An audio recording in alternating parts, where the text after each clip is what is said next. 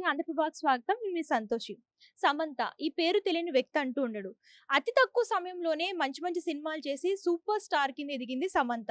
తెలుగు హీరోలో దాదాపు అందరి హీరోలతో నటించి తమిళ్, హిందీలో కూడా మంచి గుర్తింపు తెచ్చుకుంది.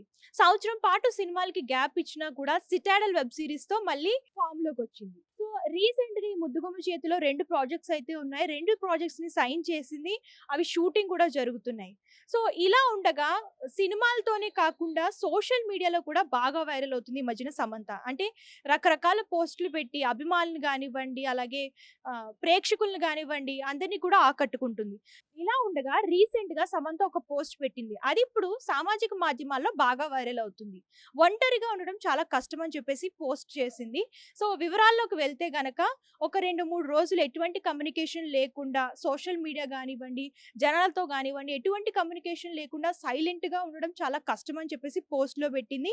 సో వీలైతే ఎవరైనా పాటించొచ్చు. ఒక 2, 3 డేస్ సోషల్ మీడియాలో ట్వీట్స్‌కి అలాగే కమ్యూనికేషన్‌కి దూరంగా ఉంటే మీకే అర్థమవుతుంది ఎంత కష్టమో అని చెప్పేసి. సో చూడాలి ఫ్యాన్స్ ఈ ముద్దుగుమ్మ సజెషన్స్‌ని ఫాలో అవుతారో లేదో. కానీ ఈ మధ్యన సినిమాలతోనే కాకుండా సోషల్ మీడియాలో కూడా బాగా వైరల్ అవుతుంది సమంత. సో ముందు ముందు పోస్ట్‌లు గానివ్వండి ఇవన్నీ కూడా రీసెంట్‌గా చూసుకున్నట్లయితే ఫ్యాన్స్, అభిమానులు అందరూ కూడా సమంత పెట్టే పోస్ట్‌లు కొంతమంది సపోర్ట్ చేస్తున్నారు. సో చూడాలి ఈ పోస్ట్‌కి ఫ్యాన్స్ ఎవరైనా రియాక్ట్ అయ్యి సో వాళ్ళు కూడా పాటిస్తారో లేదో.